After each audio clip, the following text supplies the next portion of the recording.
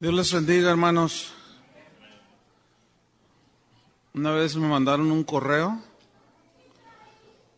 donde me regañaban y decían, ¿por qué usted cuando va a predicar dice buenas tardes?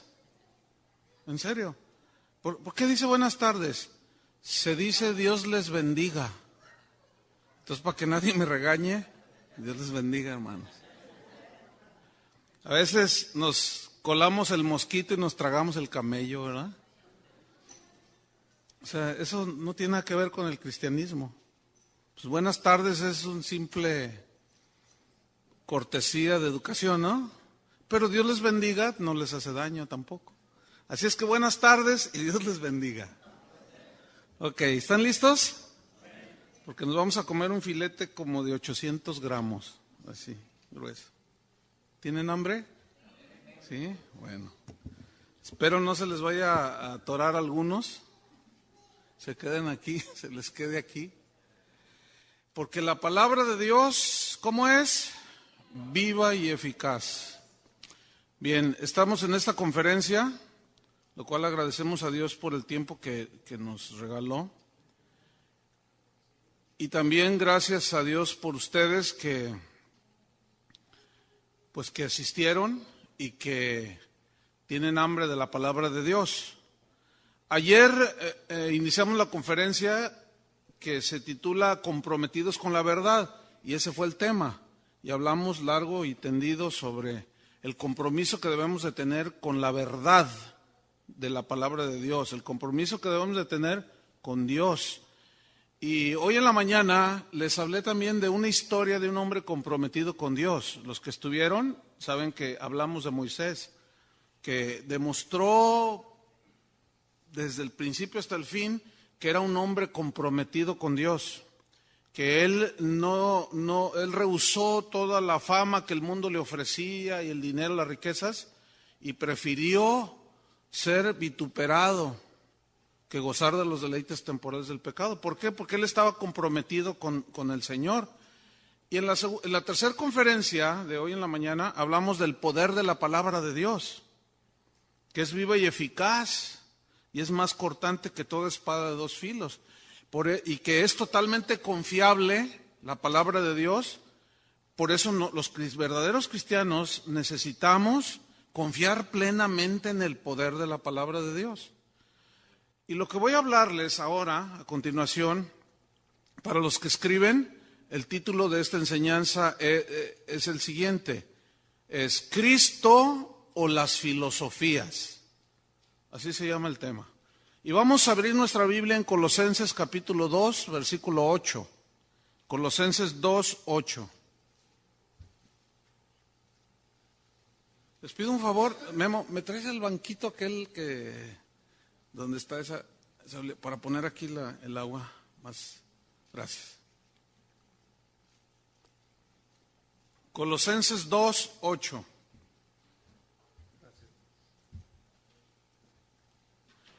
¿Ya lo tiene? Bien.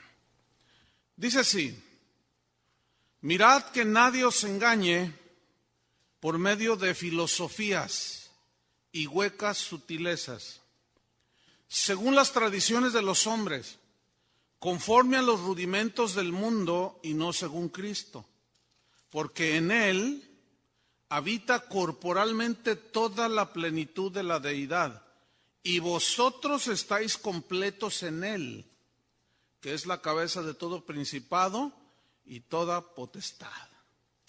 Bien, yo tengo un libro que habla sobre la historia de la filosofía.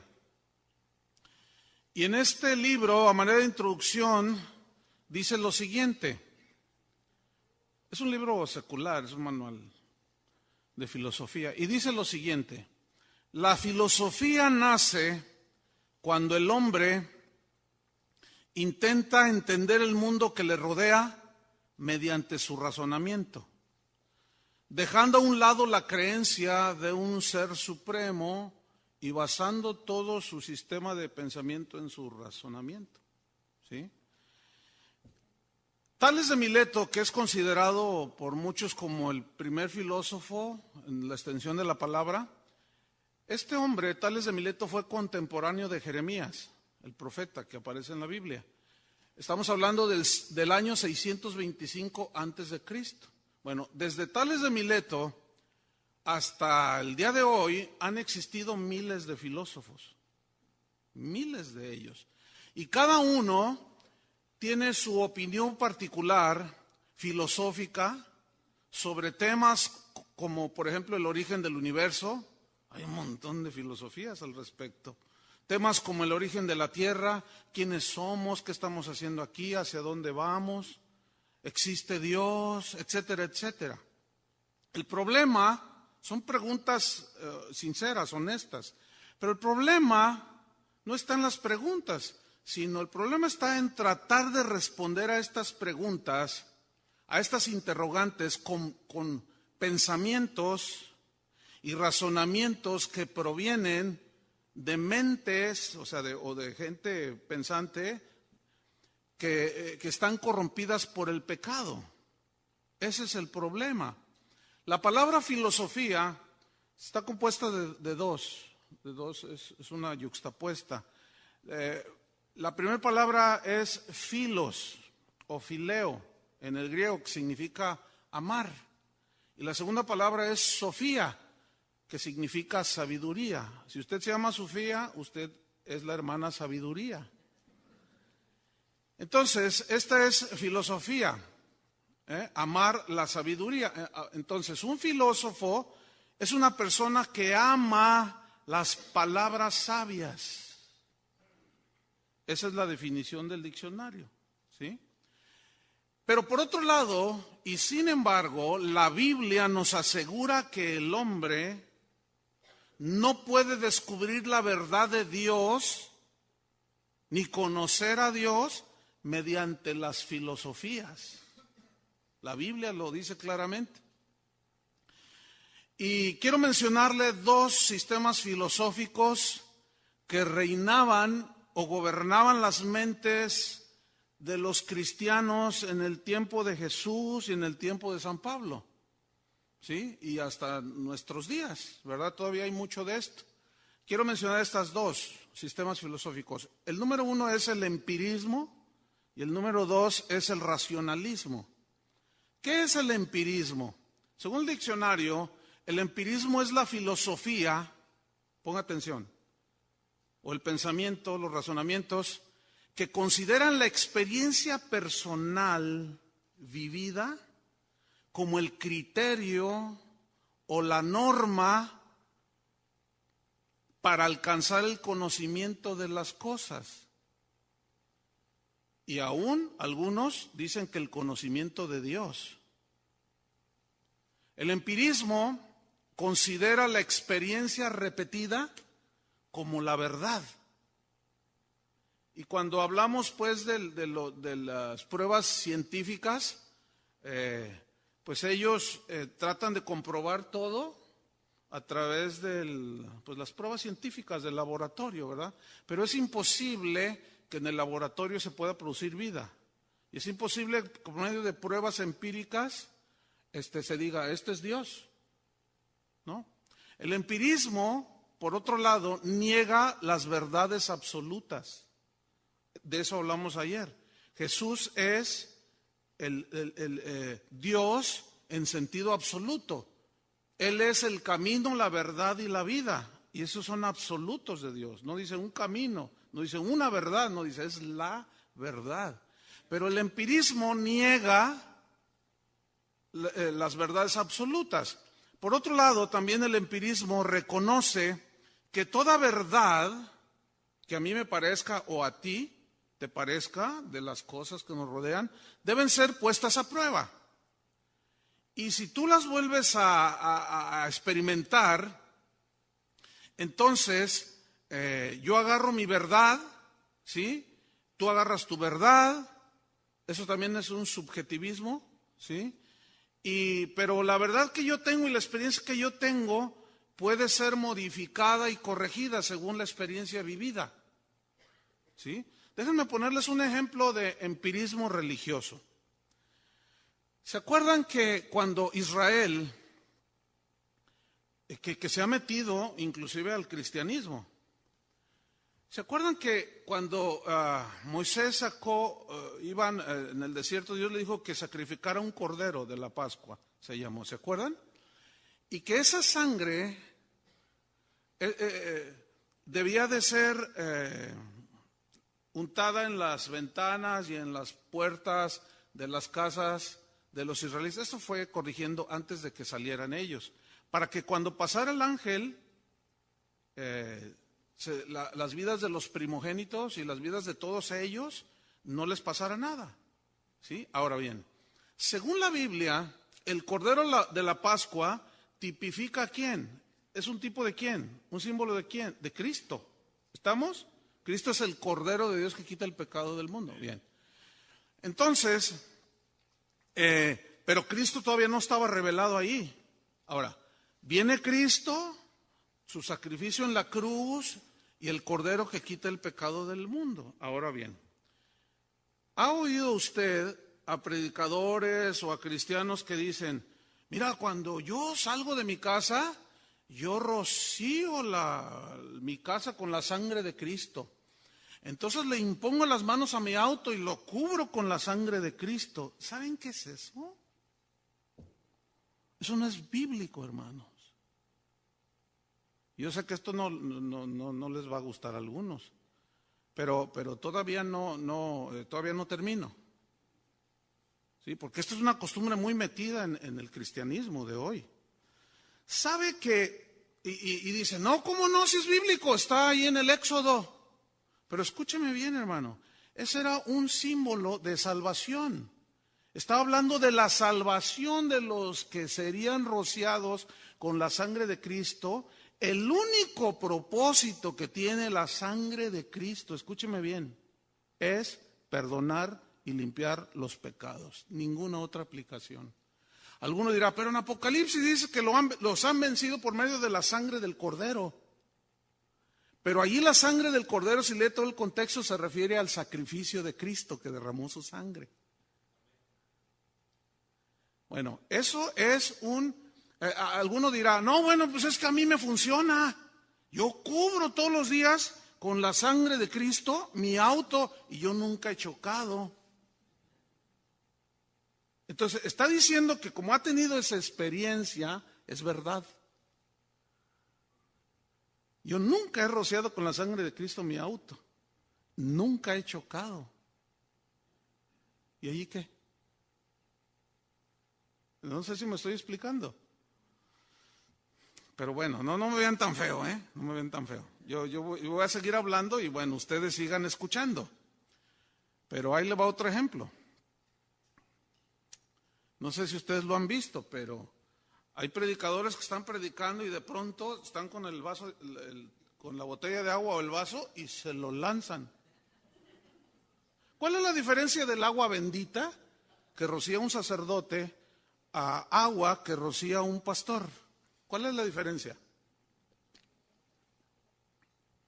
Con los de pare de sufrir, el vasito de agua. ¿Cuál es la diferencia? Le están atribuyendo al agua poderes, hermano, por favor. Pero sí funciona. Esa es mi experiencia. Tú eres un empirista. Pero por medio de experiencias no se puede comprobar que sea de Dios. La única comprobación que algo es de Dios es si está escrito en la Biblia o no. Y si hay algún versículo allí que aparenta decir o que creemos que dice, hay que estudiarlo bien. ¿Cuándo vieron a Pedro, a Juan, a todos aventando agua a los oyentes? ¿Cuándo? Y todo eso se ha metido a la iglesia. El otro sistema filosófico que quiero comentarles es el racionalismo. Según el diccionario dice que el racionalismo es una corriente filosófica que apareció en Francia en el siglo XVII. Bien, este sistema filosófico, aunque eso es lo que dice el diccionario, pero realmente sus bases están en las filosofías griegas. Pero esta teoría o este racionalismo como tal, ya bien fundamentado, fue propuesto por René Descartes y es lo contrario al empirismo. Es decir, fíjate, el racionalismo es el sistema de pensamiento que enfatiza el papel de la razón en la adquisición del conocimiento. El racionalismo, por lo tanto, ha llevado a muchos al escepticismo, o sea, todos lo razonan, pues. Que Jesús convirtió el agua en vino. Entonces el racionalista dice, no, a ver. Vamos a comprobarlo, vamos a hacer una prueba medio empírica para ver. No se puede, ¿cómo? Entonces razonan todo. Y hay cristianos que todo lo razonan. Hay cosas que van con la razón, pero hay cosas que van en contra de la razón humana. Pero el hecho de que vayan en contra de la razón humana no significa que no sean verdad, desde el punto de vista de Dios. Aquí estamos hablando entonces ya con pensamientos y argumentos que se contraponen unos contra otros. Aquí está el pensamiento de Dios, aquí está el pensamiento de René Descartes, aquí está el pensamiento de Sócrates, aquí está el pensamiento suyo, el mío, y todos están todos contra todos. Primera de Corintios 2:9. Vamos a mostrar con las Escrituras cómo la palabra de Dios rechaza estos dos sistemas filosóficos. 1 Corintios 2:9. Aquí está hablando el apóstol Pablo, que conocía, era un hombre muy estudiado, conocía las filosofías que prevalecían en ese tiempo, pero inspirado por el Espíritu Santo, miren lo que escribió. Pongan mucha atención. Dice así: antes bien, como está escrito, cosas que ojo no vio, ni oído oyó. ¿Qué significa esto? Que no pueden ser probadas mediante el empirismo, que se basan en la experiencia, para afirmar que es una verdad. O sea, cosas que ojo no vio, ni oído oyó. Ahí está debatiendo el empirismo, fíjense, pongan atención. Ni han subido en corazón de hombre. Significa aquí que el hombre no puede conocer en su racionalismo, por medio de la razón. O sea, cosas que ojo no vio, ni oído oyó, ni siquiera el corazón del hombre, aquí es sinónimo de mente humana, ha conocido. Ni han subido siquiera en el corazón del hombre. Esas cosas, aparte de que no se ven, el ojo natural, el oído natural, ni la razón humana pueden captar. Esas son las cosas, ponga allí sus ojos en el versículo 9, son las cosas que Dios ha preparado, ¿para quiénes? Para los que le aman. Entonces está diciendo terminantemente que por ningún sistema filosófico se pueden conocer las cosas de Dios. ¿Me está siguiendo? Ok. Versículo 10. Pero Dios, hablando de las cosas que ojo no vio, ni oído oyó, ni el hombre se imagina, Dios nos las reveló a nosotros por el Espíritu. Por el Espíritu. ¿Se acuerdan cuando Jesús le dijo a sus discípulos, ¿quién dicen la gente que soy yo? Dijeron, no, pues unos dicen que eres Jeremías, otros dicen que eres Elías, otros dicen que eres quién sabe qué, otros dicen que te fuiste, que de niño vivías allá con los lamas, otros dicen que tú llegaste de no sé dónde, otros dicen que eres extraterrestre, y cada quien piensa de Jesús lo que quiere. Y Jesús le dice a sus discípulos, ¿y vosotros quién decís que soy yo? O sea, Jesús está muy interesado en que tú tengas el concepto bíblico correcto de quién es Jesús. Y responde Pedro, tú eres el Cristo, le dice, el Hijo del Dios viviente. ¿Y qué le responde Jesús? Bienaventurado eres, Pedro, porque no te lo reveló, no te lo enseñó ni carne ni sangre, nadie, sino mi Padre, a través del Espíritu. Por eso cuando se predica la palabra de Dios, se contrapone con los pensamientos de nosotros. Entiéndase, razonamientos y filosofía, lo que como quieras llamarle. ¿Ah? Y es ahí donde nos metemos en problemas. Porque las cosas de Dios se reciben por medio de revelación del Espíritu Santo. Pero el racionalista dice, no, ¿cuál revelación? ¿Cómo? A ver, explícame, ¿no? ¿Cómo es eso de revelación? No. Dios así, Cristo murió por mis... No. O el empirista, a ver, yo quiero sentir, a ver. Ahora, nada. Ay, siento re bonito, sí, es verdad que... O sea, todo lo basan en la experiencia o en la razón. Y la Biblia es clara, dice, no. Las cosas de Dios son reveladas por el Espíritu de Dios. Porque el Espíritu todo lo escudriña, aún lo profundo de Dios. Entonces, miren, hermanos, las profundidades de la sabiduría de Dios reveladas en Cristo, en quien, según la Biblia dice, están escondidos todos los tesoros de la ciencia y del conocimiento. Así dice, todos los tesoros del conocimiento en Cristo están escondidas. Entonces, las profundidades de la sabiduría de Dios reveladas en Cristo, según la Biblia, no pueden ser conocidas ni entendidas por medio de la experiencia personal, simplemente, o del empirismo, ni por el racionalismo humano, ni por ningún sistema filosófico. Por lo tanto, buscar la verdad a través de la experiencia empírica o del racionalismo filosófico y desechando a Cristo es semejante a vivir en un cuarto oscuro sin ventanas.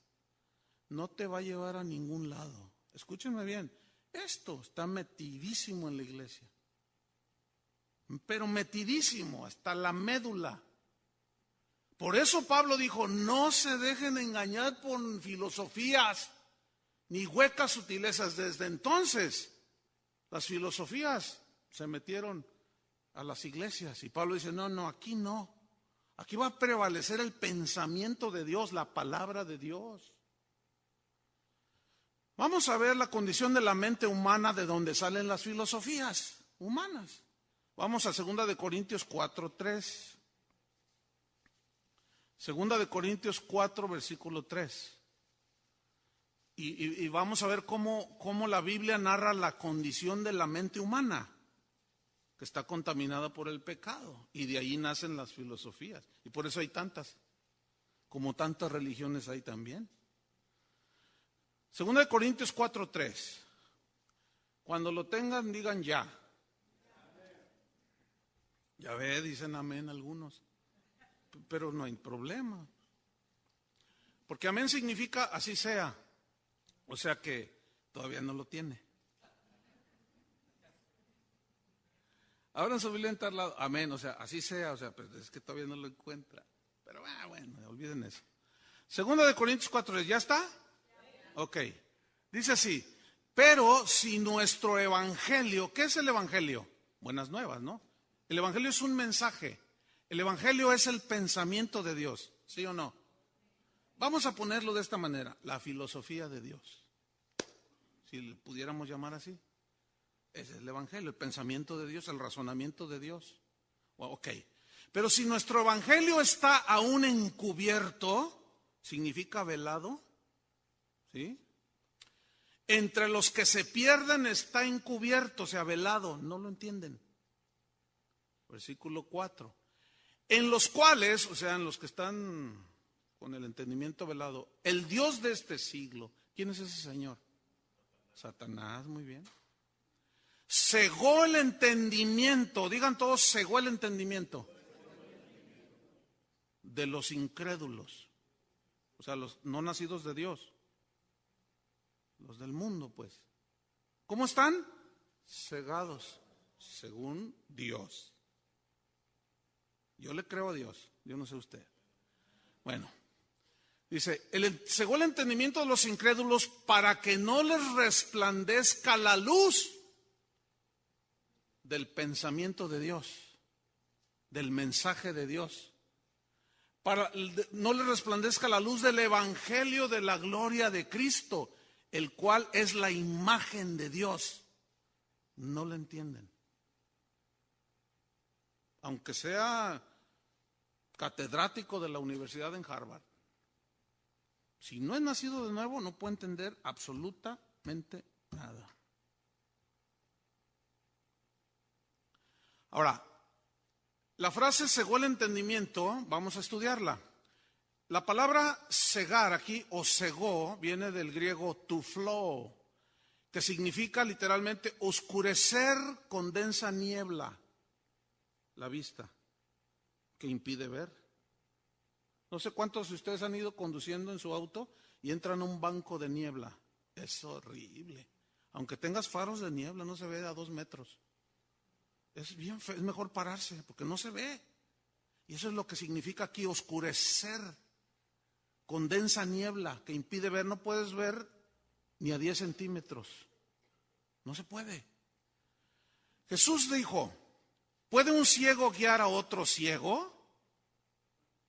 ¿No caerán ambos en el mismo hoyo? ¿Se acuerdan de esa? Ahora, cegar entonces es tapar con niebla la vista. Pero, ¿qué es lo que está cegado con una niebla? Esto es en sentido espiritual, obviamente. ¿Qué es lo que está cegado y no se puede ver más allá de las narices? El entendimiento. ¿Me están siguiendo? El entendimiento. Ahora, la palabra entendimiento viene del griego nohoma. Y esta palabra significa literalmente pensamientos. Significa intelecto en el griego. Entonces, ¿cómo está la mente de las personas que no son nacidas de nuevo? Están cegadas en sus pensamientos, que parecen pensamientos sabios, pero que son incapaces de conocer a Dios por medio de esos pensamientos. Y aunque sean definiciones que hablen de ética, de moral, son incapaces de salvar. ¿Me están siguiendo? Ok. Platón decía, fíjense lo que decía Platón. Él decía que anhelaba una palabra divina, logos. Así decía. Logos es palabra. Que viniese con autoridad, decía Platón, y que aclarara los interrogantes del ser humano.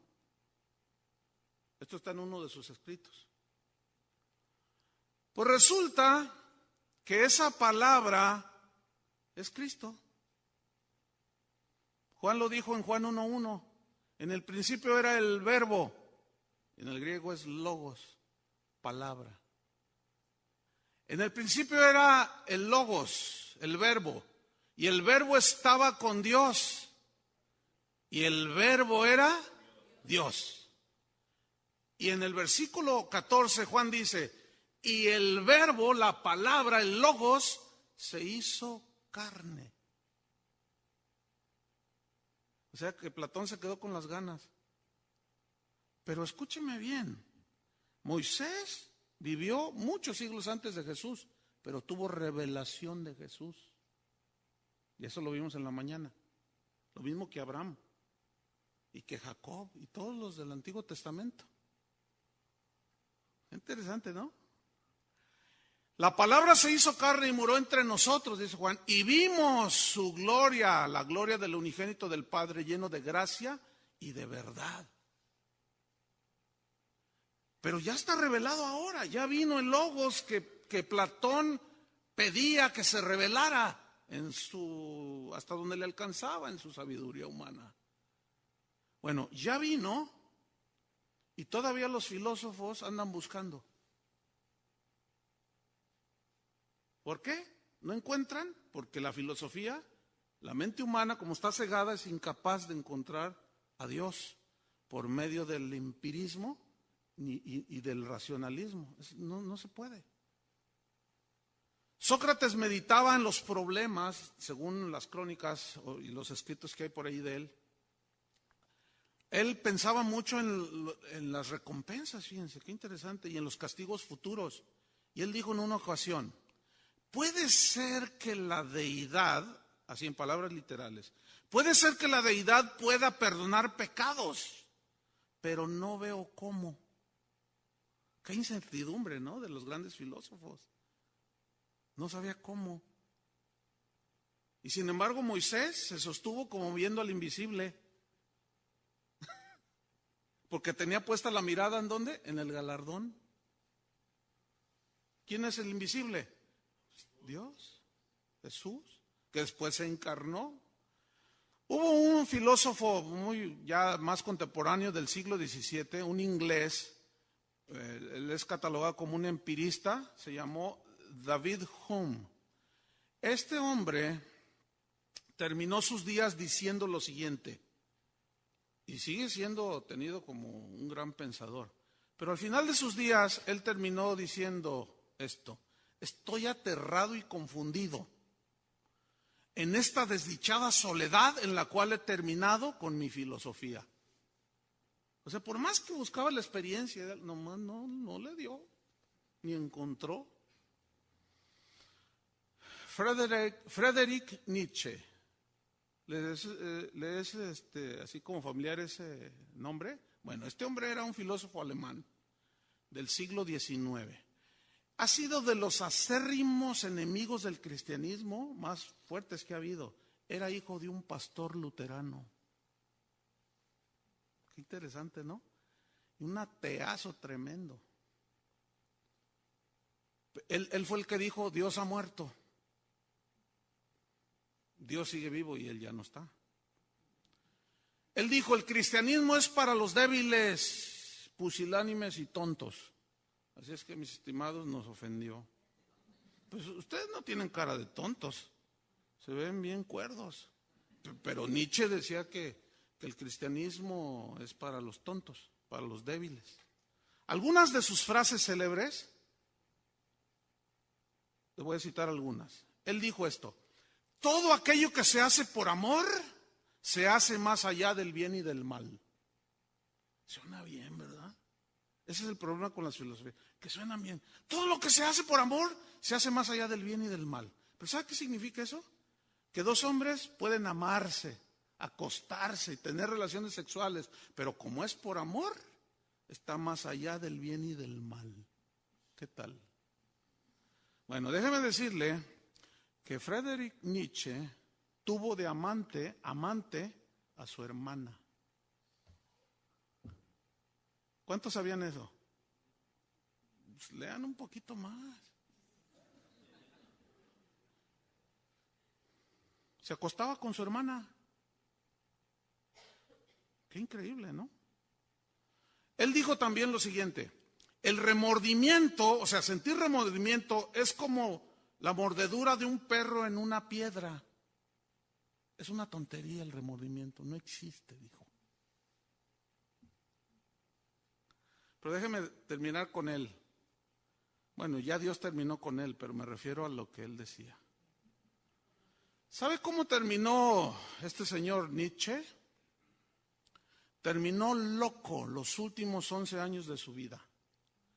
La sífilis que adquirió por acostarse con no sé cuántas prostitutas, según su biografía, le llegó al cerebro y lo afectó de tal manera que murió loco, encerrado en un manicomio. ¿Qué me puede enseñar a mí un loco? Uno que se acostaba con su hermana, pero sigue siendo catalogado como uno de los grandes pensadores. Y Hitler se apoyaba mucho en él, en sus escritos, y vean el resultado. Bueno, eso es lo que viene de las filosofías. Pero déjame mencionar a otro más y ya. Un hombre llamado Juan Jacobo Rousseau. Él era un racionalista, era el contrario al empirista David Hume. Este era un racionalista empedernido. Él dijo lo siguiente: el hombre es bueno por naturaleza. ¿Qué definición tan más desacertada? ¿Sí o no? La Biblia lo contradice totalmente. Jesús dijo, y por haberse multiplicado la maldad, el amor de muchos se enfriará. O sea, el hombre no es bueno por naturaleza, al contrario, el hombre es perverso por naturaleza. Un ejemplo, ¿por qué a los niños no se les enseña a hacer el mal? ¿Habían pensado en eso? ¿Por qué a los niños no tienes que enseñarles, dale una patada a tu mamá, contéstale a tu papá? ¿Por qué no se les tiene que enseñar lo malo? Porque ya viene de fábrica. Entonces este señor, por más grande pensador, qué hierro tan más grande, del tamaño del universo. Vamos a 1 Corintios 1:19. Vamos a ver esto, miren. 1 Corintios 1:19. Ahora, acuérdense que Corinto está en Grecia. ¿Dónde es la cuna de los filósofos más renombrados de la historia? En Grecia. Entonces los cristianos corintios estaban acostumbrados a oír un montón de filosofías, pero llegó Pablo, les predicó y se convirtieron. Pero las filosofías seguían acechándolos. 1 Corintios 1:19 dice, porque está escrito. ¿Saben qué significa está escrito? Significa está decretado y sentenciado por Dios. O sea que ya no se mueve el decreto de Dios. Está escrito. ¿Qué está escrito? Destruiré la sabiduría de los sabios y desecharé el entendimiento de los entendidos. O sea, la inteligencia, el conocimiento de los entendidos. Los entendidos aquí significa los que se creen inteligentes. Los filósofos, pues. Los que piensan mucho, aunque piensen de cosas buenas como la moral, la ética, etcétera, etcétera. Versículo 20. ¿Dónde está el sabio? Se refiere al sabio mundano aquí. ¿Dónde está el sabio? Estas son palabras de Dios, ¿eh? ¿Dónde está el sabio? Imagínense al Señor sentado en su trono en el día del juicio. ¿Dónde está el sabio? A ver, Sócrates, ven para acá. Imagínate con sus guaraches y su... ¡Ah! Imagínate nomás. Y Platón diciendo, yo dije que algún día anhelaba ver el Logos encarnado, el Logos que viniera a darnos respuestas. Sí, pero lo buscaste, o sea, no te alcanzó. Lo buscaste por medio de tu razonamiento. ¿Dónde está el sabio? El sabio mundano. ¿Dónde está el escriba? Aquí el escriba se refiere al maestro de la ley o al religioso. Porque también las religiones son sistemas filosóficos, ¿eh? ¿Dónde está el disputador de este siglo? Aquí disputador en el griego equivale a filósofo. O sea, ¿dónde están los filósofos de este mundo? Dice, ¿no ha enloquecido Dios la sabiduría del mundo? Mira el 21. Pues ya que en la sabiduría de Dios, el mundo no conoció a Dios mediante la sabiduría, o sea, humana. Nunca jamás se ha podido ni se podrá. Y luego dice, agradó a Dios en su sabiduría salvar a los creyentes por la locura de la predicación. ¿La predicación de qué? De la palabra de Dios, la predicación del evangelio, del mensaje de Dios, del pensamiento de Dios, que nos dice que estamos en pecado y que necesitamos un Salvador, y que por cuanto todos pecaron están destituidos de la gloria de Dios. No, pero yo no yo no he matado, no he robado, ni siquiera fumo. ¿Los ha oído esos? No, yo necesito a Cristo. Pero resulta que a Él le agradó salvar a los que creen por la locura de la predicación. Pero esto de locura de la predicación tiene un sentido así como irónico, ¿no? Así como sarcástico, porque, fíjate, los del mundo dicen, montón de locos, esos que se meten en la iglesia. O sea, nosotros, para los del mundo, el fin de semana, cuando estamos en pleno mundial de fútbol, estos van y se meten ahí el viernes, sábado y domingo. ¡Están locos esos! Bueno, ya hay alguno que otro cristianoide que cambia venir a la iglesia por el partido de fútbol. Pero Bueno, está bien, donde quiera se dan. Allá también en Guadalajara se dan esos. Ok, fíjese. Nosotros somos locos para ellos. Pues es una locura. Y a nosotros nos parece que ellos son los locos. ¿Quién tendrá la razón? Pablo decía, si estamos locos, si estamos cuerdos, es para vosotros. O sea, si somos igual a ustedes, estamos cuerdos. Nos conciliamos con ustedes, los mundanos. Pero si estamos locos, es para Dios. ¿Cuántos están locos? Yo estoy, pero de remate. Es más, esto es un manicomio. Ahorita deberíamos de andar en el mall de shopping. O tomando café helado. Es que me gusta mucho el café helado. Pero estar oyendo, no, bueno. Ahora, fíjate bien, versículo 22. Fíjate qué interesante dice. Porque los judíos piden señales. ¿Saben qué es esto? Empirismo. A ver, yo quiero ver. Puro emocionalismo. A ver, yo quiero ver, yo quiero experimentar. Yo quiero señales. ¿Qué es lo que mucha gente anda buscando hoy? El polvo de oro, las piedras preciosas. Si no conoces el oro, mira, yo traigo aquí una argolla de oro. Ven para que la conozcas.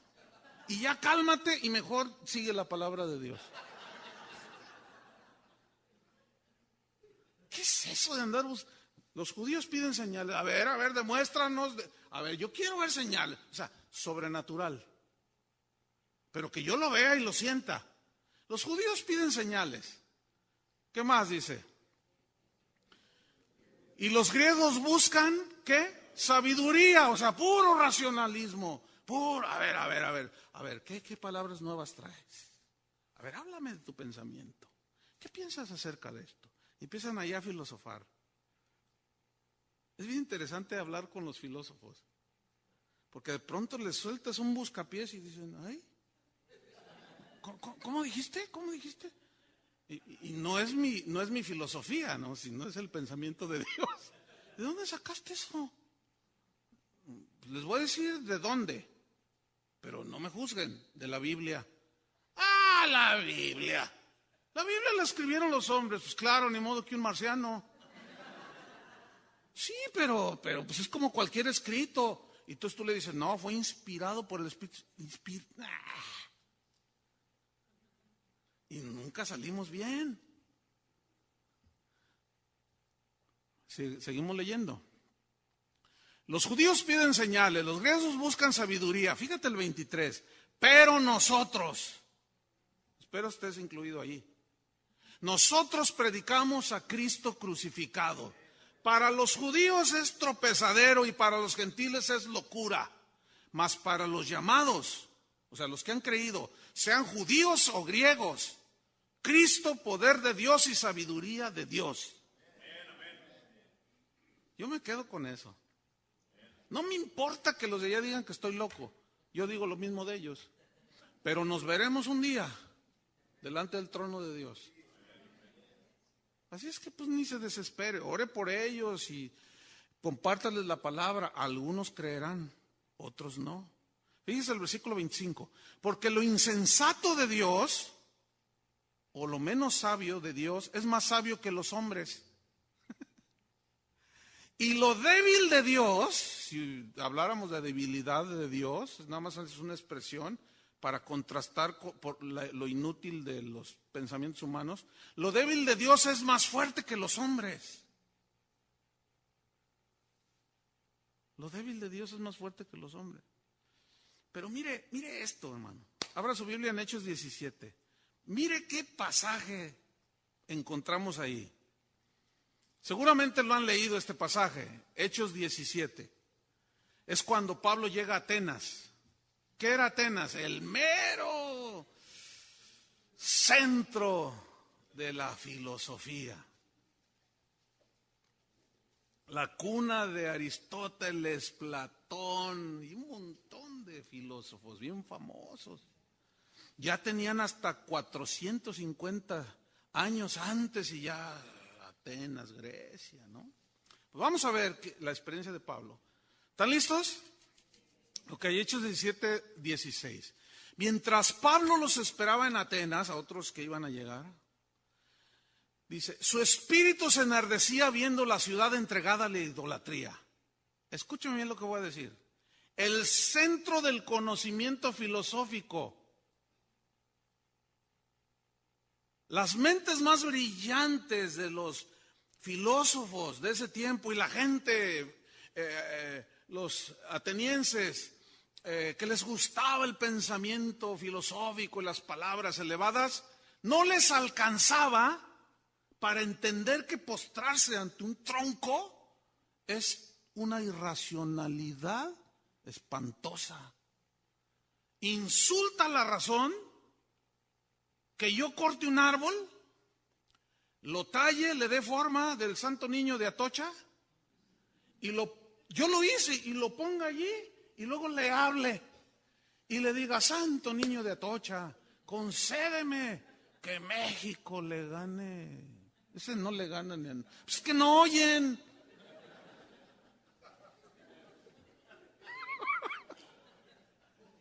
¿Cómo? Fíjate,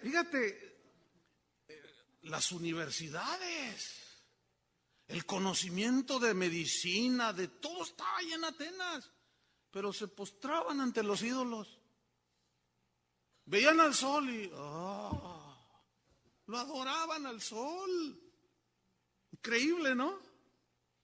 Entonces dice que el espíritu de Pablo se enardecía, o sea, sentía un celo, dice, viendo a la ciudad entregada a la idolatría, versículo 17. Así que discutía en la sinagoga con los judíos y piadosos. O sea, discutía, porque él les predicaba el evangelio, pero los judíos decían, no, ese no es el Mesías. Y esa discusión se ponía a veces fuerte. Pero no solo con los judíos y piadosos discutía, y en la plaza también cada día con los que concurrían. Allí ya estamos hablando de la plaza pública, donde los filósofos se paseaban, donde la gente, mira, ahí va fulano de tal, ese se ganó un Grammy. Ese se ganó un Oscar, ese se ganó un premio de la literatura, un premio Nobel de la literatura, y veían desfilar a todos los grandes hombres pensantes de ese tiempo, ahí en las plazas. ¿Y qué hacía Pablo en las plazas? Discutía. ¿Con quiénes? Ahí les va, versículo 18. Y algunos filósofos de los epicúreos, ¿quiénes son esos? Bueno, efectivamente en el siglo III antes de Cristo había un filósofo llamado Epicuro o Epicuro. Y este hombre, así sintetizando, su filosofía básicamente consistía en la búsqueda del placer como fin supremo de la vida. Hoy hay un montón de epicúreos y metidos en las iglesias. Hoy está de moda irse en un transatlántico, el Titanic, con los mejores predicadores y los mejores cantantes del mundillo cristiano, que te van a decir cómo llegar al éxito y cómo prosperar. Y algunos cuentachistes. Y otros que te van a cantar tus canciones favoritas. Pero te van a despelucar con $3,000. Increíble. Una vez me invitaron a uno de esos, le dije, no hombre, ¿qué va a hacer? Y un pastor, y él se fue. Y cuando lo vi, posteriormente le pregunté, oye, ¿cómo te fue allá con los epicúreos aquellos? Me dice, no, Choy, me dice, ni te cuento, me da vergüenza, me dice. ¿Qué pasó? Dice, mira, no, es que hay barra libre. Eran como 2,000 hermanos que iban y un montón se emborracharon. Fíjate nada más. Qué grueso. Pregúntame si les predicaron pregúntame qué les predicaron. ¿Qué crees que les predicaron? ¿Tú crees que les predicaron el evangelio? Yo les dije, ¿y qué les predicaron todos esos motivadores que iban ahí? No, hombre, puras tonterías. Esos son los epicúreos. Nada más buscando el placer supremo de la vida. Los epicúreos, según esta filosofía y su estilo de vida de ellos, eran materialistas, para variar. Ellos negaban la supervivencia del alma después de que el ser humano moría. Ellos decían que el alma humana estaba constituida por átomos, no sé de dónde sacaron eso, pero eso decían ellos. Que al morir la persona cesaba, o sea, se desintegraba el alma y ya no existía más. Eso me suena como a testigo de Jehová, como a... Bueno, sus doctrinas totalmente estaban lejísimos del evangelio que Pablo predicaba y chocaban con el mensaje de Pablo porque él predicaba el arrepentimiento y ellos decían, ¿de qué? Si no te arrepientes te vas al infierno. ¿Cuál infierno? Si cuando me muera todo se acaba. Decían, no, va a haber un juicio final, les decía Pablo. Y decían, no, hombre, ¿cuál juicio final? Entonces, ¿con quién discutía? Con los epicúreos, filósofos. Pero no solo con ellos, sigo en el versículo 18. Y algunos de los filósofos de los epicureos, ya se me trabó. Y de los estoicos. ¿Quiénes eran esos estoicos? Esos eran seguidores de un filósofo llamado Zenón, también siglo III antes de Cristo. Pero a diferencia de los epicúreos, estos eran un poco diferentes y entre otras cosas eran panteístas. ¿Sí saben lo que es el panteísmo, no? Que todo es Dios. La luna es Dios, el sol es Dios, las plantas es Dios. Y cuidado con que estés pisando a Dios. O sea, todo es Dios, ese es el panteísmo. Y estos eran panteístas.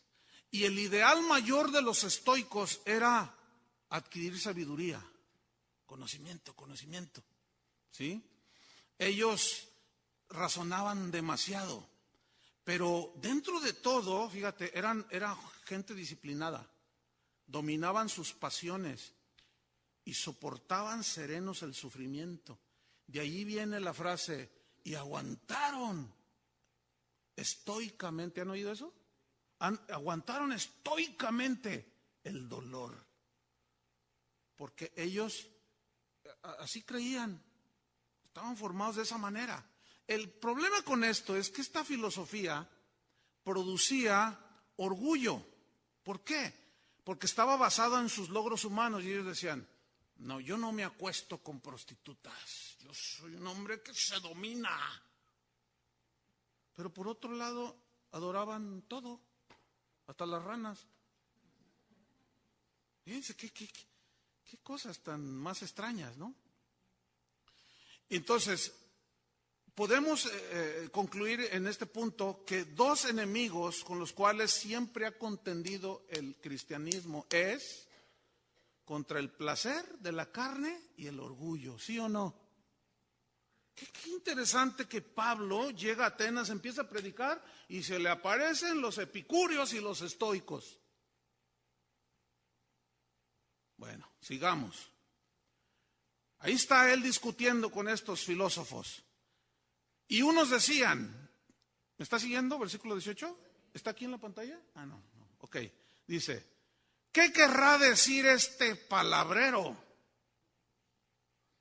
Pero en el griego significa algo así como, ¿qué está diciendo este charlatán? Y otros decían, parece que es predicador de nuevos dioses, porque les predicaba un curso de superación personal. Les predicaba métodos de mercadotecnia. ¿Qué les predicaba? Díganlo fuerte. No, pues qué extraño, pues eso es bien extraño el día de hoy. Es muy extraño oír el evangelio de Jesús.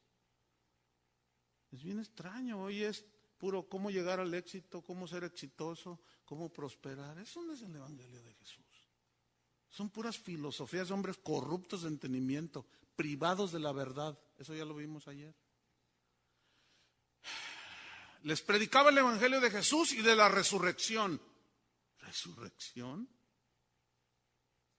Entonces los estoicos decían, no, los epicúreos decían, no, pues si al morir pues, todo se acaba, entonces ¿cómo resurrección? Fíjate el 19. Y tomándole, a ver, ven para acá, Pablo, lo llevaron al Areópago. ¿Qué era el Areópago? Donde disertaban los grandes filósofos. Y dijeron, a ver, este nos está diciendo cositas, que bueno, vamos a oírlo, vamos a oírlo. Y lo llevaron al Areópago diciendo, ¿podremos saber qué es esta nueva enseñanza de que hablas? Y versículo 20 dice, pues traes a nuestros oídos cosas extrañas. Queremos pues saber qué quiere decir esto. Versículo 21. Y Pablo les dijo, ¿quieren escucharme? Y ellos dijeron, sí. Entonces paguen $20 la entrada.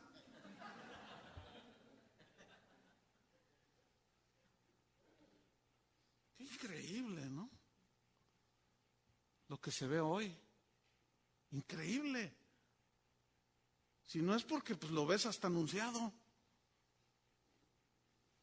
Pero así está el cristianismo de hoy, fíjate. Y Pablo dice,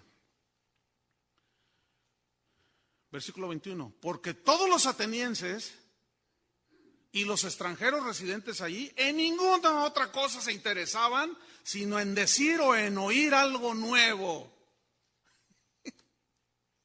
Versículo 22, entonces Pablo, puesto en pie en medio del Areópago, dijo, varones atenienses, en todo observo que sois muy religiosos. Esa palabra religiosos en el griego significa supersticiosos. Fíjese que un religioso, que aunque vaya a la iglesia, pero no conoce a Cristo, se hace supersticioso. Por ejemplo, dice, ay, me duele la cabeza. No digas eso, no confieses negativo. Ay, por favor. Eso es pura superstición. Hace poco se enfermó un pastor allá en México, de esos que predican que el cristiano no se enferma, que todo es a todo dar. Entonces se enfermó y en su iglesia dijeron, anda de gira predicando. Pero yo me enteré de primera mano que está en un hospital. Entonces otros hermanos se dieron cuenta y dijeron, está enfermo el pastor. Y uno un miembro de su iglesia, de él, dijo, él no tiene nada. Dice, ¿cómo no? Se está muriendo en el hospital. Yo declaro que no tiene nada. Y por favor, no digas que él está enfermo. Él no tiene nada. Dice, pues mira, se está muriendo tu pastor, hermano. Y tú dices que no tiene nada. ¿De dónde sacan eso? Puras supersticiones, puro religiosismo. ¿Los ha oído? Pablo dice, ¿quién enferma y yo no enfermo? Pero los atenienses de hoy dicen que el cristiano no se enferma. Y Pablo dijo, Epafras lo dejé, no era Epafras. ¿Cómo se llama ese cristiano? Siempre se me olvida el nombre. Dice, lo dejé enfermo. A Timoteo le dijo, mira, tú cada rato te enfermas del estómago. ¿Qué pasó? ¿No tenía fe Pablo? No, lo que pasa es que estamos en un cuerpo que se deteriora y que se enferma. Pero ¿qué dicen los cristianoides de hoy? Los atenienses de hoy. Bueno, seguimos leyendo. No me vea feo. Yo no quiero ofender a nadie. Lo que le ofende es la palabra de Dios. Entonces Pablo dice, en todo veo que son muy supersticiosos. O sea, son muy inteligentes por acá, pero por allá que el pañuelito, el aceitito y no sé qué. Versículo 23. Porque pasando y mirando vuestros santuarios, hallé un altar en el cual estaba esta inscripción, al Dios no conocido. Fíjate qué interesante, ¿no? O sea, adoraban tanto que dijeron, pues por ahí a lo mejor hay uno que no conozco. Vamos a hacerle un altarcito. Y le pusieron en griego, al Dios no conocido. Entonces Pablo dijo, y se agarró de allí, fíjate la sabiduría que Dios le dio a Pablo. Dijo, bueno, pues de ese les vengo a hablar. Entonces no es tan desconocido. Al que vosotros adoráis, dice, sin conocerle. Estoy en el versículo 23. Es a quien yo os anuncio. Y les comienza a decir, el Dios que hizo el mundo y todas las cosas que en él hay. Y a los epicúreos, a los panteístas les digo, ¿qué? y ya los estaba agrediendo. ¿Él o la palabra de Dios? La palabra de Dios. La palabra de Dios es ofensiva por naturaleza. ¿Sí o no? Cuando Jesús dijo, yo soy el camino, la verdad y la vida, estaba excluyendo a todos. Yo puedo parar en cualquier universidad delante de todos los estudiantes y de la manera más amable, vamos a ir a un orador. Y de la manera más así amorosa y paciente y una actitud así bien humildita, les quiero decir algo, miren, les voy a hablar un poquito de Jesús. Miren, Él dijo, yo soy el camino, la verdad y la vida. Y por más bonito que se los diga, ya agredía un montón. Porque van a decir, ¿qué? ¿Cómo que? ¿Y dónde dejas a Mahatma Gandhi? ¿Y dónde dejas a vos? No. Cristo es el camino, la verdad y la vida. Se los digo con mucho amor, pero ya se armó un arboroto ahí. ¿Sí o no? Escuchen bien, hermanos. Hay cristianos o cristianoides, no sé, que dicen, Dios es amor. Sí es cierto, Dios es amor. Y Cristo nunca habló así. Ay, pues ¿qué Biblia estás leyendo, mijo? ¿Qué Biblia estás leyendo? ¿Nunca has leído Mateo 23? Les dice, hipócritas. Yo nunca les he dicho a ustedes eso.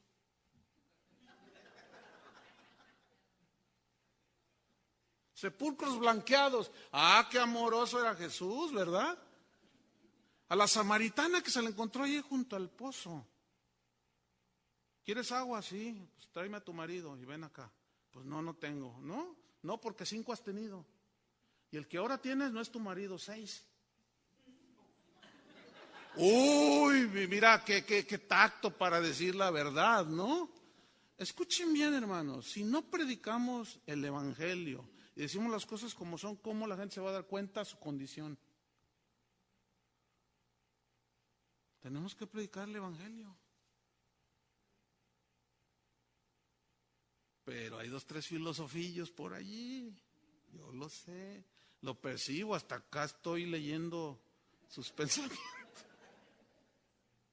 Están diciendo, este Jalisquillo, ¿qué me enseña a mí? El asunto es que resulta que la palabra de Dios es viva y eficaz. Y es más cortante que toda espada de 2 filos, que penetra hasta partir el alma y discierne los pensamientos y las intenciones del corazón y llega hasta las coyunturas y los tuétanos. Casi nada, ¿verdad? Pero vámonos sobre el final. Siempre que usted oiga que yo digo, vamos sobre el final, me falta media hora. Fíjate lo que dice el 24. El Dios que hizo el mundo y todas las cosas que en él hay, siendo Señor del cielo y de la tierra, no habita en templos hechos por manos humanas. Acuérdense que está allí con los filósofos, Ni es honrado por manos de hombres, como si necesitase de algo.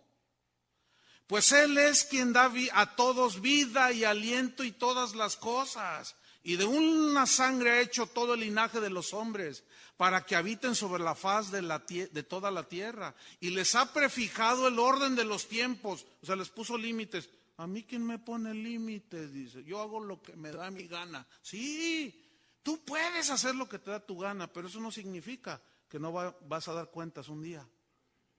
Tú puedes hacer todo lo que te da la gana en este país, ¿sí o no? Tú puedes ir a 200 millas por hora, porque es mi gana, pero atente a las consecuencias, al tiquetón que te va a llegar. Entonces, el hacer lo que te da tu gadarena gana, no significa que no vas a pagar las consecuencias de hacer lo que te da tu gana. ¿Ya se las atoró el filete?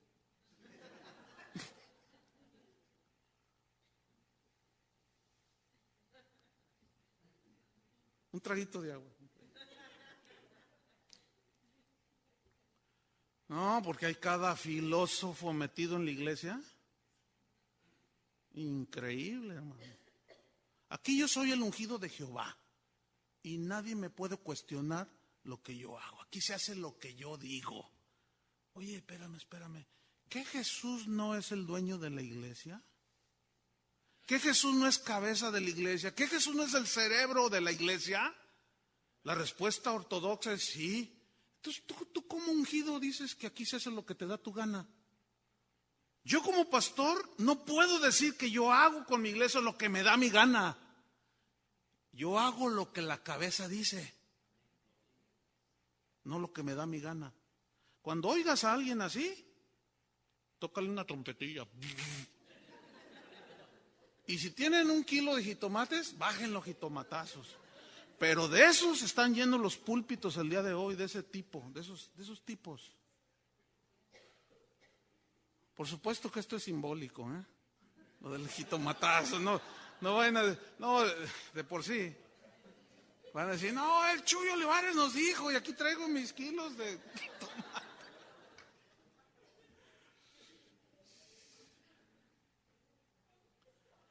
Versículo 25.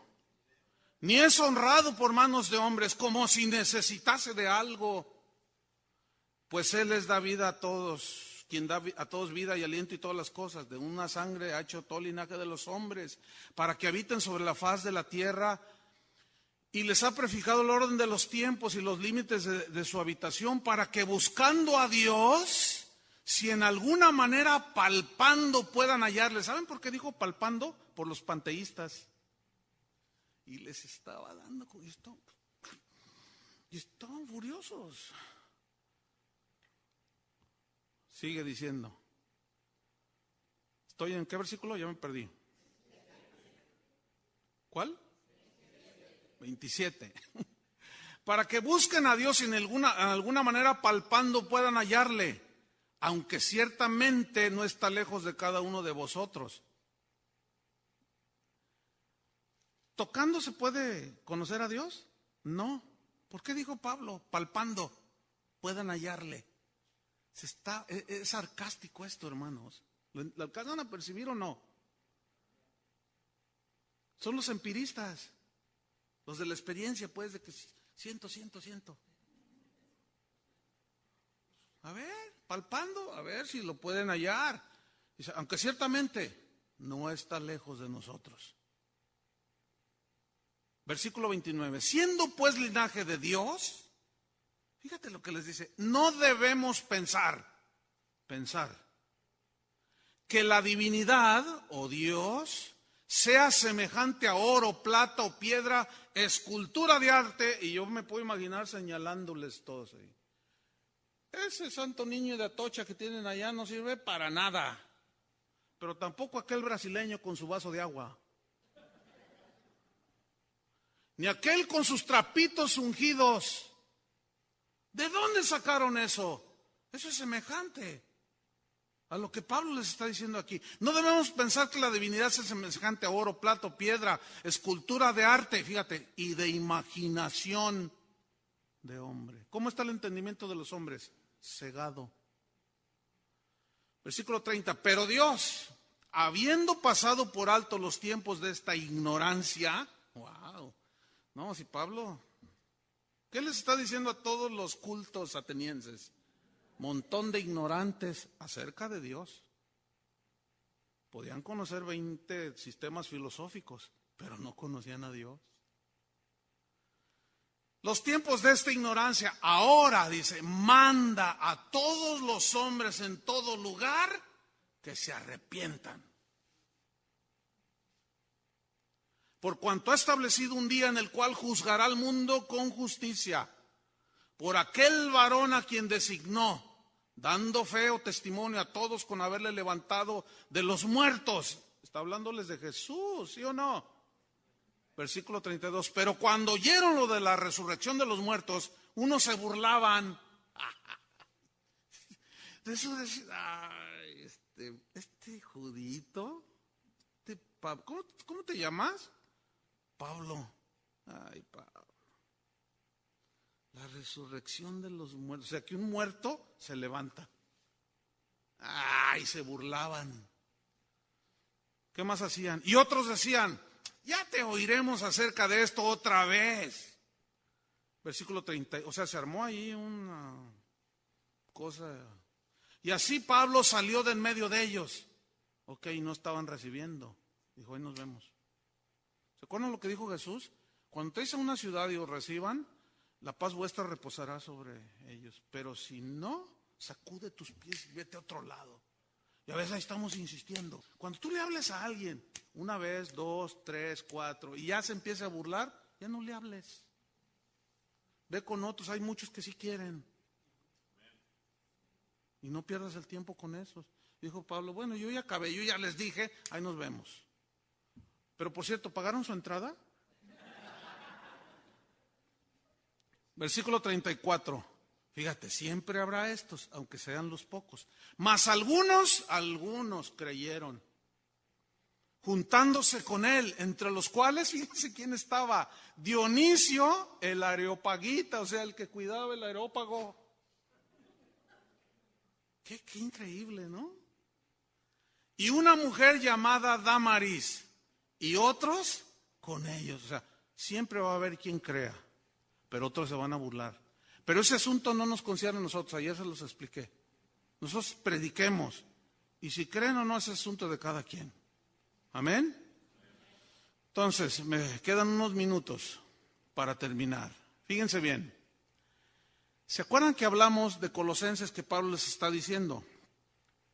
No se dejen engañar por filosofías ni huecas sutilezas de los hombres. Ese fue nuestro texto. Ok, volvamos ahí. Resulta que en la ciudad de Colosas los filósofos estaban acechando a la iglesia.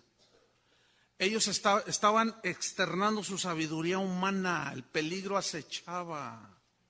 ¿Sí? Y Pablo les escribe a los colosenses atacando esas filosofías por medio de la palabra de Dios. En 1 Timoteo 6:20, Pablo le dio otra instrucción a Timoteo que también estaba asediado por eso. Y dice así, oh Timoteo, dice, guarda lo que se te ha encomendado, evitando las profanas pláticas sobre cosas vanas y los argumentos de la falsamente llamada ciencia. Aquí ciencia no se refiere a la ciencia como la química, la física, no. Se refiere, aquí la palabra ciencia es la palabra griega gnosis, que es el conocimiento filosófico. Dice, no, dice, desecha todo eso, dice. Y los argumentos de la falsamente llamada filosofía o conocimiento del hombre mundano.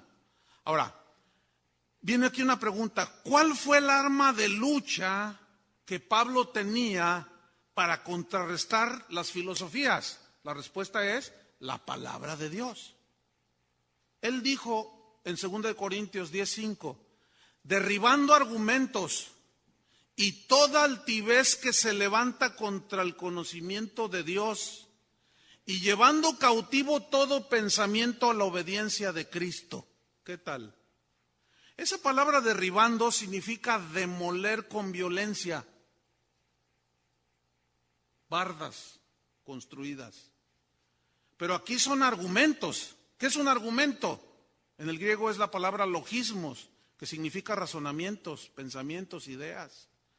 Entonces, ¿qué decía Pablo? Nosotros vamos a derribar las ideas de los hombres cuya mente no es la mente de Dios. ¿Cómo los vamos a derribar? Con la palabra de Dios, derribando argumentos. Entonces la verdadera guerra espiritual es de ideas, es de pensamientos. El pensamiento de Dios contra el pensamiento del hombre y el de Satanás. La verdadera guerra espiritual no es vestirte de soldadito y empezar, yo ato al demonio del homosexualismo, yo ato al demonio del alcoholismo. Mira, en México tenemos a uno de los atadores más poderosos que hay, en Ciudad Juárez. Y es la ciudad más violenta del mundo. ¿Sabían eso, no? Y yo me acuerdo hace 20 años que empezaron a atar al demonio del narcotráfico. ¿Qué pasó allí? ¿Se les soltó más? Porque así no se hace la guerra, hermanos. La guerra se hace predicando el evangelio. Los narcos no se van a convertir atándolos, eso no es bíblico. Los narcos y cualquier persona se va a convertir predicándoles por la locura de la predicación.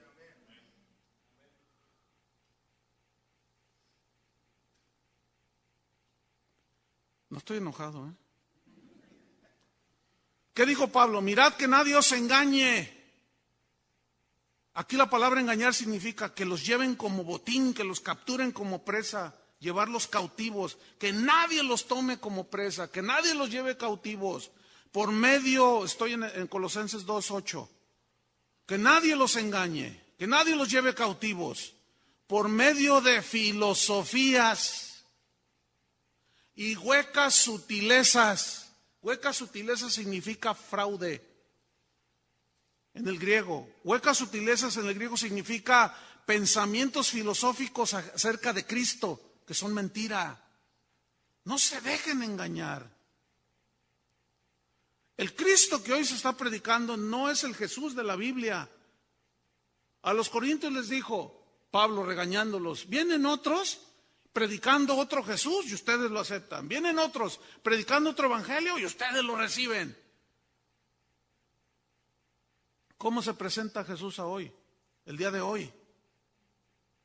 Allá en Guadalajara hicieron una campaña, entre comillas, con carteles por toda la ciudad y ponían una figura que se entendía que era Jesús con un iPod. ¿Oyendo a quién? ¿A Marcos Witt? ¿Oyendo a quién? Así lo pusieron. Y luego con una patineta. Y le dije, ¿qué es eso? No, es para que los chavos se identifiquen. O sea, los que usan patineta. Y los que traen iPods. ¿Qué manera tan burda de presentar a Jesús? Escuchen bien, hermanos. Jesús no es ningún payaso. Por el amor de Dios. Es el Hijo de Dios, que murió en la cruz, que lo golpearon, lo bofetearon. Y en el hebreo significa que le golpearon sus partes nobles, ¿usted me entiende? Todo eso sufrió para que nosotros hagamos un circo de 3 pistas en la iglesia. No, la iglesia está hundida ahorita, hermanos, pero es la iglesia falsa. No se está predicando el evangelio, hermanos. Se está predicando otro Jesús, como si fuera un artículo. Ayer lo expliqué eso. Dios, pruebe a Dios, funciona, como si Él fuera una licuadora. Y si no te funciona, pues lo desechas en 30 días y que te devuelvan lo que pagaste. Ese no es el Cristo de la Biblia, hermano. El Cristo de la Biblia es, ¿quieres seguirme? Toma tu cruz cada día y sígueme. Y llega un joven, maestro, ¿qué debo hacer para dar vida eterna? Los mandamientos te sabes, sí, no adulterarás, no matarás. Bueno, haz eso y vivirás. Todo eso lo he hecho de mi juventud. Ah, sí, te falta una cosa. Vende todo lo que tienes y dáselo a los pobres. Y ven y sígueme. Ah, no. Y se fue. Pregunta, ¿hizo algún intento Jesús de detenerlo? ¿Por qué? ¿Por qué nosotros sí lo hacemos? Hasta compramos en las iglesias camionetas para ir por los hermanos a recogerlos. Por el amor de Dios. Ya dejen esas prácticas que han dañado el evangelio. Y todo eso lo exportaron de aquí de los Estados Unidos a México. Y cuando alguno de aquí se va para México, regresa a su patria, a mí me han hablado, pastor, ¿por qué no vienen a recogerme? Ya estás grandecito, cuate. Tómate el tren, tómate un camión, paga un taxi y vente. Aquí no se estila ir por ti a tu casa para que vengas a la iglesia, porque el día que no vamos por ti, no vienes. Ya hasta barba tienes y bigote. Hemos hecho mucho daño, hermanos, a la verdadera fe de que los cristianos deben de tener. Ya van a vender sus camionetas. Ya véndanlas, dejen que la gente se responsabilice, por el amor de Dios. Háganlos crecer ya. ¿Cómo que tienen que ir por ti a tu casa, bigotón? No, sin agraviar aquí. Es que a mí no me crece, soy lampiño.